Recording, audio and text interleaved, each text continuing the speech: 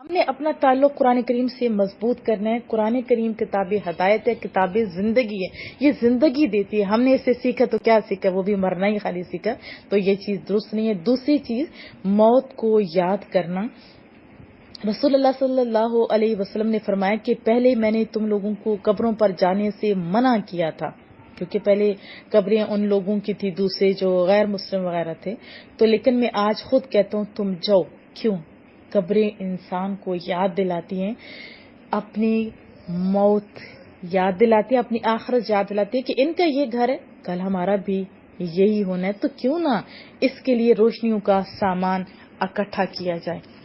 دیکھیے، دنیا آخرت کی کھیتی ہے۔ اگر آپ یہاں اچھا بیج بوئیں گے، اچھی محنت کریں گے، تو تب بھی آپ سوچ سکتے ہیں۔ جیسے دیکھیں، زمیندار جو طبقہ ہوتا ہے، نہیں تو آپ گوگل پہ سرچ کیجئے کہ زمین کو کیسے وہ تیار کرتا ہے، غیر ضروری جڑی بوٹیاں ان کو صاف کرتا ہے، گوڈیاں کرتا ہے، پانی دیتا ہے، نہیں تو آسمانی بارشوں کا وہ انتظار کرتا ہے، پھر کتنے خوبصورت سٹیپس ہوتے ہیں نا، پھر جا کے وہ توقع رکھ سکتا ہے کہ ہم لوگ فصل کاٹیں گے۔ اگر وہ کاٹے گا کیسے؟ اگر اس نے یہ محنت نہیں کی ہوگی۔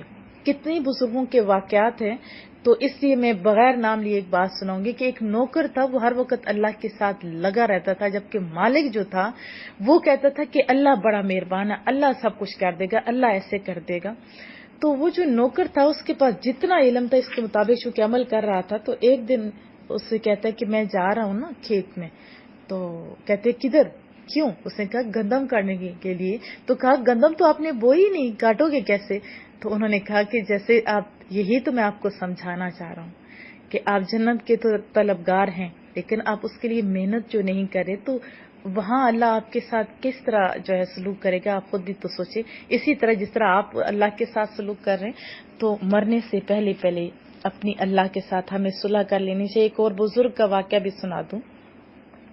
ایک بزرگ جو لوگوں کو دین کی طرف لاتے تھے، لیکن لوگ آپ کو پتا اپنی مرضی سے ہی آیا کرتے ہیں۔ بہرحال ایک دن رونے لگ گئے، انہیں بڑا دکھ ہوا۔ لوگوں نے پوچھا، کیونکہ لوگ، یہ میں آپ کو بتاؤں کہ دینی لوگوں سے پیار ضرور کرتے ہیں، بھلے وہ تھوڑا دور رہیں گے۔ جیسے پوچھا کہ باجی کیوں رو رہے ہیں؟ تو عرض کرنے لگے کہ میں اللہ اور بندوں کے درمیان اصل میں صلح کرا رہا تھا، اور جب میں نے کشف میں جا کے دیکھا تو لوگوں نے پوچھا کیا، کون صلح کر رہے کون نہیں؟ کہا کہ اللہ تو صلح کر رہے، لیکن لوگ ہی ہیں اللہ سے صلح نہیں کر رہے۔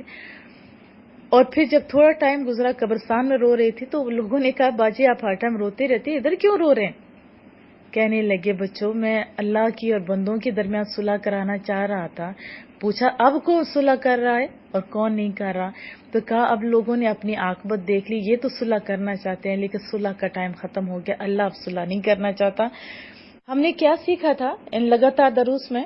کہ اللہ کا ذکر، قرآن کریم، اور پھر موت کو کثرت سے یاد کریں گے، اللہ سے صلح کریں گے، من کے اندر سے صفائیاں کریں گے، ہر غیر ضروری چیز کو نکال دیں گے، ہاں صرف اللہ کی یاد اور ہم ہوں گے۔ دنیا کا کام وہ کریں گے جو حلال ہوگا، طیب ہوگا، اچھا ہوگا، اور آخرت کی تیاری کریں گے، یہی نا۔